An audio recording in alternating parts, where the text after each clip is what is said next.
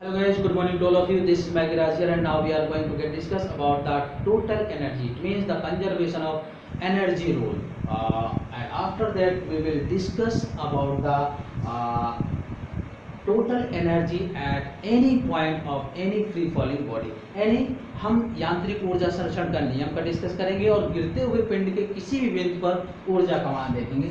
तो ये है यांत्रिक ऊर्जा संरक्षण नियम, conservation of mechanical energy law. Okay, तो देखिएगा ये कोई बॉडी है, ये यहाँ से फ्री फॉल कर रही है। हमने 2-3 पॉइंट लेट किए ऐसे, ठीक है ना। अब जब ये यहाँ से फ्री फॉल करेगी तो देखिएगा जो कुल ऊर्जा होती है kinetic energy plus potential energy के सम के इक्वल होती है। तो ये चाहे ए पॉइंट हो, चाहे बी पॉइंट हो, चाहे सी कोई भी पॉइंट हो, हर एक पॉइंट पर टोटल एनर्जी कांस्टेंट रहती है। और आप ये सॉल्व करके देखेंगे तो ये वैल्यू mgh के इक्वल आएगी अगर ये हाइट h है। तो आप देख सकते हैं कि स्वतंत्रता पूर्वक गिरते हुए किसी पिंड की कुल ऊर्जा का मान किसी भी बिंदु पर नियत रहता है। Total energy at any point of any free falling body is remains constant, that means EA equals to EB equals to EC and so on, that is equals to the constant and it will be equals to mgh, जो कि mgh के बराबर आएगा। आप solve करके देख सकते हैं। तो ये हो जाएगा यांत्रिक ऊर्जा संरक्षण का नियम, it means conservation of mechanical energy law या एनर्जी लॉ भी बोल सकते हैं, ठीक है। अब आइए अब हम आगे डिस्कस करते हैं क्षैतिज वृत्त में गति। क्षैतिज वृत्त में गति, मोशन इन हॉरिजेंटल सर्किल। तो देखिएगा ऐसे हमने कोई बॉडी को बांध के फिक्स पॉइंट से अब जब हॉरिजेंटल सर्किल में इसको राइड करेंगे, घुमाएंगे, तो किसी भी पॉइंट पर इसका ये वेट होगा भार, ये इसमें तनाव होगा टेंशन, और ये एंगल थीटा है तो ये भी थीटा होगा। तो टी का ये कंपोनेंट टी कॉस थीटा और ये हो जाएगा टी साइन थीटा। अब ये हॉरिजॉन्टल सर्किल में घूम रहा है, वृत्त में घूम रहा है, तो ये सेंट्रीपिटल फोर्स से बैलेंस होगा। तो देखिएगा इसका एफबीडी क्या हो जाएगा, T cos theta mg T sine theta fc, ठीक है। तो T sine theta equal to fc और ये हो जाएगा mv²/r और T cos theta equal to mg। ये बैलेंस करेंगे, दोनों का रेशियो कर देंगे, तो tan theta equal to v²/rg या AC/g। क्यों? क्योंकि AC इक्वल टू v²/r होता है, या इसी से v² equal to rg tan theta. आप ऐसा रिलेशन भी निकाल सकते हैं, ठीक है। दूसरी चीज, अगर हम दोनों को स्क्वायर करके ऐड कर देंगे तो टेंशन की वैल्यू आ जाएगी t² sin² theta plus cos² theta equal to 1 mv²/r whole square plus mg², means t की value √mv²/r whole square plus mg², ये आ जाएगा, ठीक है। अब इसी के साथ हम डिस्कस करेंगे कि मोशन इन वर्टिकल सर्किल, यानी ऊर्ध्ववृत्त में गति क्या होती है। मोशन इन वर्टिकल सर्कल यानी ऊर्ध्ववृत्त में गति। तो देखते हैं, ये मान लेते हैं कि कोई बॉडी है, ये ए पॉइंट पर है और इसी को हमने यहाँ पर बी पॉइंट पर शो किया।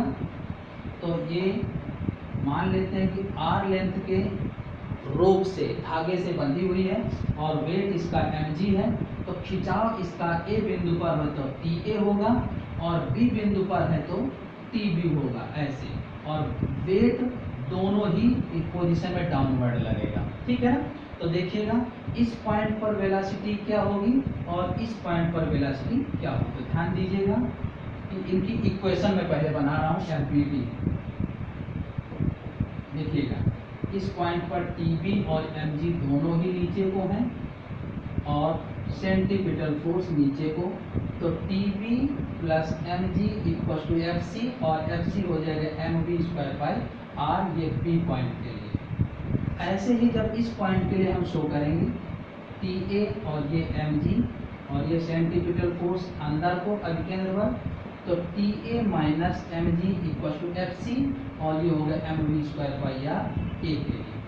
ये दो समीकरण प्राप्त होंगे FBD संतुलन की पोजीशन पर। जिधर अभिकेंद्र बल लगता है उधर वाला बल धनात्मक पॉजिटिव और अपोजिट वाला नेगेटिव, तो ये आ जाएंगे। अब ध्यान दीजिएगा, टॉप पॉइंट पर एट B TB की वैल्यू 0 होगी और VB की वैल्यू √GR आएगी। सॉल्व कर लीजिएगा, और कंजर्वेशन ऑफ एनर्जी रूल्स के अकॉर्डिंग जब हम ये इक्वेशन सॉल्व करेंगे तो TA की वैल्यू 6 mg आएगी और VA की वैल्यू √5GR आएगी।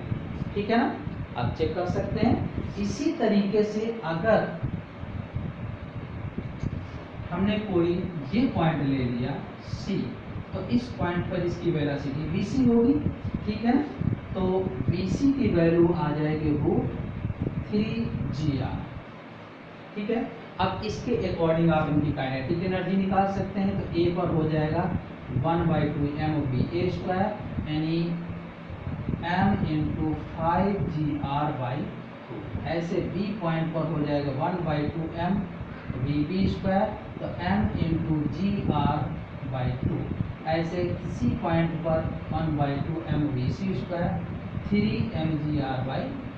तो ऐसे हम इन तीनों पॉइंट पर काइनेटिक एनर्जी की वैल्यू भी निकाल सकते हैं। तो ये होगा मोशन इन वर्टिकल सर्किल। ठीक है ना, ऊर्ध्ववृत्त में गति। अब देखते हैं हम कि वैद्युत शक्ति क्या होती है। पावर, तो शक्ति है कार्य करने की दर को शक्ति कहते हैं। It means P equals to W/T. Work, the rate of doing work is called power. P equals to W/T. और इसके यूनिट देखें अगर, तो ये हो जाएगा जूल पर सेकेंड, या इसी को हम बोलते हैं वाट। W से भी डिनोट करते हैं। और तीसरा इसका यूनिट हार्स पावर होता है HP, और 1 HP इक्वल्स टू होता है 746 वाट।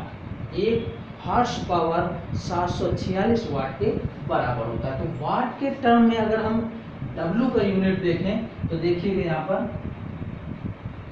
आप इसकी डायमेंशन भी निकाल सकते हैं। एक सेकंड देखिए, mL²T-2/T, तो ये हो जाएगा mL²T-3, ये पावर की यूनिट हो जाएगी। अब देखिएगा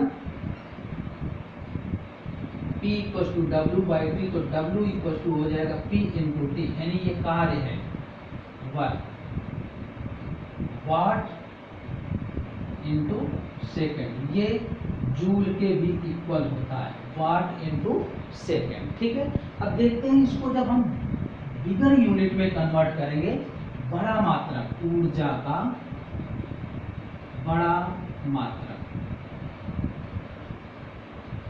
तो ये हो जाएगा